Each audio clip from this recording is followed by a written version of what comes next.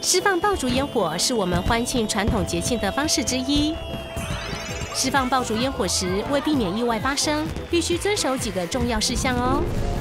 购买爆竹烟火时，应选购贴有认可标示的产品，务必遵守产品标示的使用方法，并选择空旷地点燃放。加油站、除油设备、大众捷运系统及高架道路范围内严禁释放烟火。古迹、医院、护理之家及老人福利机构等场所周围同样禁止释放烟火。切记，千万不可对人、建筑物、易燃物发射，也不可同时大量燃放，避免烧伤情况发生。